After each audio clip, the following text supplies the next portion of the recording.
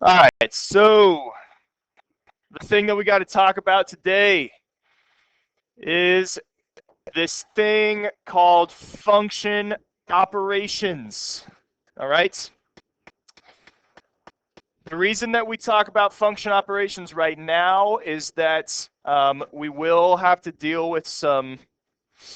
We will have to deal like with some stuff in the denominator, which we kind of talked about with radicals.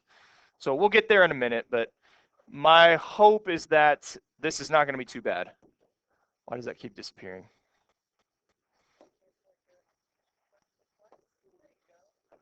Okay. So, function operations. Here's what it is, guys. First, remember what is f of x? What does it mean? It just means y. I mean, that is what it means. But we kind of use it as like a title or a name for a function. So like in this case, f of x is 5x. All right, f of x is 5x. G of x could also mean y. But in this case, g of x is x plus 2. So I got f of x is 5x. G of x is x plus 2. So they're different things. And I use f and g to differentiate between the two of them. All right. So don't let like the f of x and g of x, don't let that freak you out. Just think of it as like names or titles. It's just ways that you can tell these functions apart. Okay.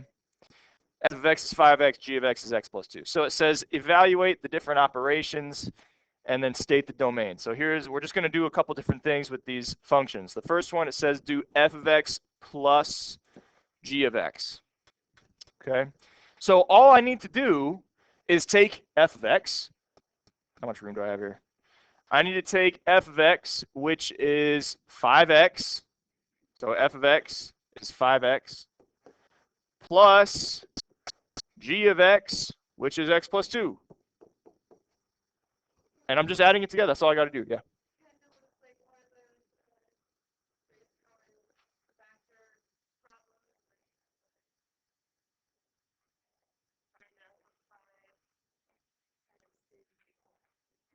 Factoring.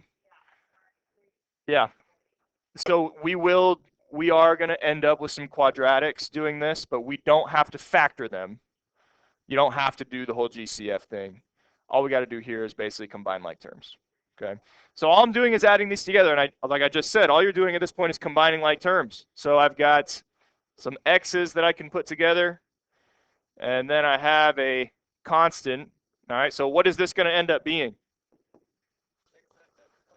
Yeah, 5x and x is 6x, and then plus 2 at the end.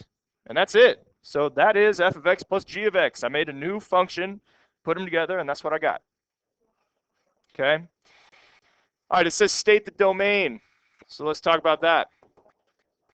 Yeah, so guys, a little pro tip for you. The domain is pretty much always going to be all the real numbers. Like if it's linear, which that is, right? That's a line. It's a linear function. The domain of that is all the real numbers. If it's a quadratic, which is a parabola, remember the domain of that is always all the real numbers. If it's a cubic, the domain of that is always going to be all the real numbers.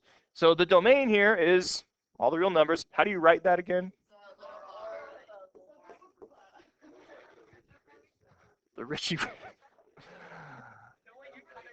Domain is all the real numbers. That's right. Kind of does.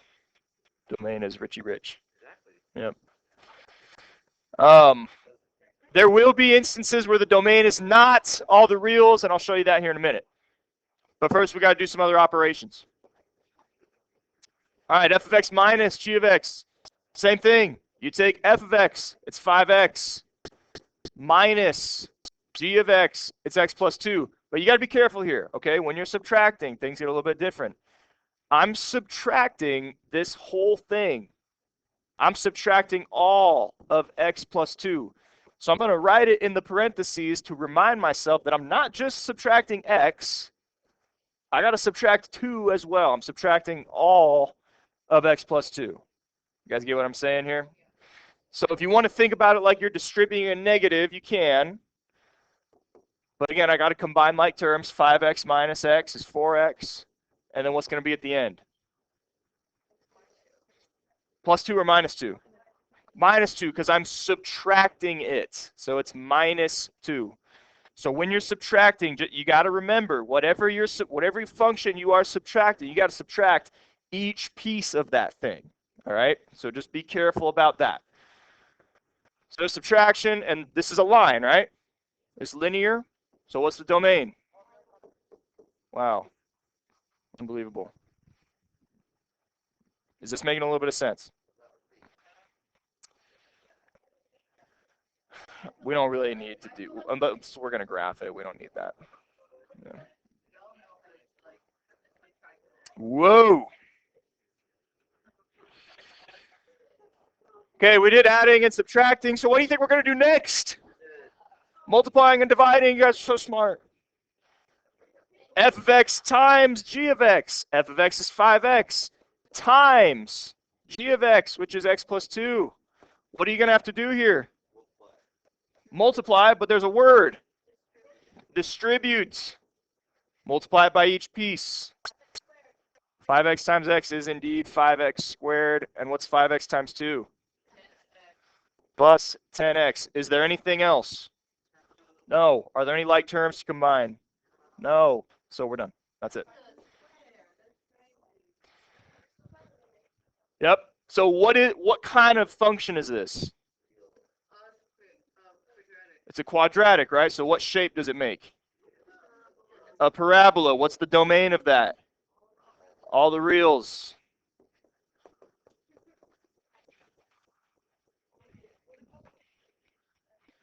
We don't need to do that.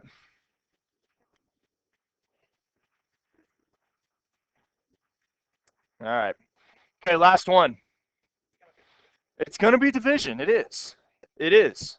But what if I told you that you didn't actually have to divide anything? Wow. You call me a liar, huh? It's f of x divided by g of x. Here's what you're going to say. You're going to do f of x, 5x, divided by g of x, x plus 2. And that's it. I'm not kidding you. The reason is if you tried to divide this into this, it doesn't really work super well, right? Like I can't really divide this into this super well. And I know we did polynomial division back in the day, but we don't really need to worry about it right now. I just want you to show me that you know that this means that you're dividing them. That's all I need you to show me. Okay, so this is where we end, but the only difference here is the domain. Okay, this is where the domain gets a little bit funky. So let's talk about the domain. There's a big rule. Here's the big rule that you need to latch onto, and it involves Calcatraz. Okay. You cannot, in the fast-paced, high-octane, pulse-pounding world of mathematics, okay? We like to live on the edge in math, all right? You cannot, for any reason, in the math game, get a 0 in the denominator, okay? If you get a 0 in the denominator, you're going to get locked up. Throw away the key. Exactly. So normally, like all these ones, we said the domain is all the reals. That means x can be whatever you want, and it's cool. It's fine. Like the function's going to work no matter what x is. But the big rule is that you cannot, no zeros in the denominator. No zeros in the denominator. One-way ticket to Calcatraz. They're going to lock you up. They're going to dangle the key in front of you, and they're going to throw it into the bay, into the water. What? Do zeros what?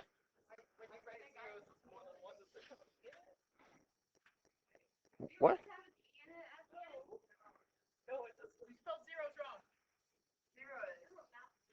Google it. Google it right now. Google zeros.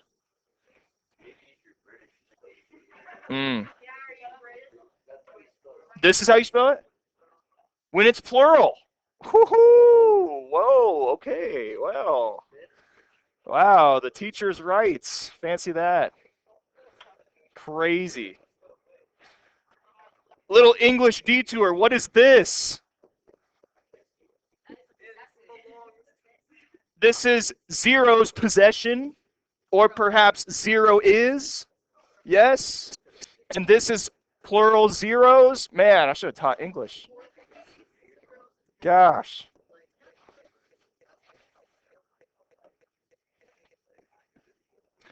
All right, so guys, all that to say, you cannot get zeros in the denominator. All right? So here's the question you got to ask yourself. And this only comes up when you have a fraction, aka when you're doing the dividing one. This is the only time it comes up.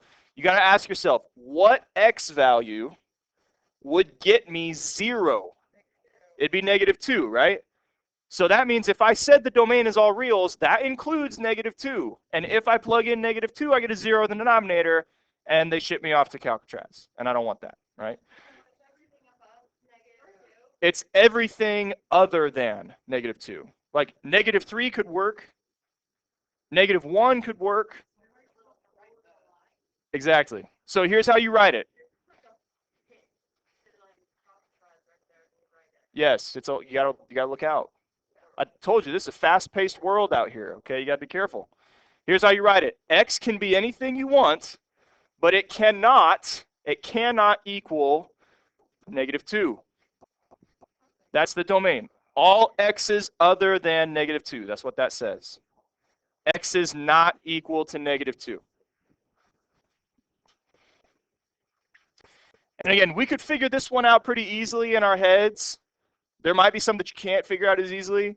Here's a trick. If you need to figure it out, well, you got to say, what gets me 0 down there? Well, set equal to 0 and solve it, right? Subtract 2. X can't be -2. There you go. Just making a little bit of sense. Okay. Then you're going to try one on your own. What? Okay.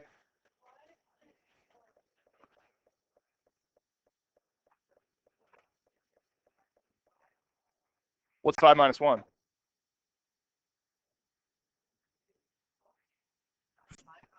+5 minus 1 is 4, right? I think you're just overthinking it. Yeah. Just depends on what you start with. This was positive to begin with, right? Okay, any questions on this? All right, then you're going to try one. All right, here's F. Here's G. F is now x squared plus 4, so it's going to be a little bit different. All right, so try to work your way through each operation. Let's do it. I got f of x. F of x is x squared plus 4. G of x is x minus 6. So I got to do plus. All right, so that looks like this. X squared plus 4 plus x minus 6. It's just a matter of combining like terms. So there's no other x squared, so I just get x squareds. There's no other x, so I just have plus x. You okay with that? 4 and -6. What's that? Okay, so it's -2 at the end, and we're done. The domain is all the reals because it is quadratic, yes? All right. Let's do minus. It's x squared plus 4 minus this whole thing, x minus 6. That's why I like to write the parentheses, to remind myself that I got to subtract each piece. All right, so one thing at a time. X squared. Again, there's no other x squared. So my leading term is just x squared, because I didn't do anything to that. It's still there. So I get x squared. Okay. What's going to come after that? We got to think about standard form here. What's x's come next? What kind of x do I have here? It's going to be negative because I'm subtracting x, right? So it's going to be minus x, right? Because x comes next, and it's minus x, so I got to make sure it's negative. Are you okay with that? Okay. And then what's the number at the end? So it's plus 10 because negative with negative 6. Yeah, it's 4 minus negative 6, which is 4 plus 6, which is 10. And the domain is still all the reals. Okay, so there's adding and subtracting. Let's do multiplying. This is also going to be a little bit different. It's x squared plus 4 times x minus 6. What are you going to have to do here? Distribute twice, right? AKA double distribute, AKA FOIL if you learned foiling, but you know how I feel about foiling. I don't dig it. I don't dig it. Don't worry about it. So we're double distributing just like we've done a lot in this class. So one thing at a time. What's x squared times x? X cubed. X squared times negative 6 is negative 6x squared. And I can do the other pieces. 4 times x is 4x. And 4 times negative 6 is negative 24. Now, I know that looks kind of ugly, but are any of these like terms? No. So what does that mean? That's it. You can't do anything. You can't combine any of this stuff. There's no like terms. So that's it. That's all you can do. This is a cubic. Remember, a cubic looks like this. It's like the weird ref. What's the domain of that? Yes. It's all the reals. Yeah. This needs to happen.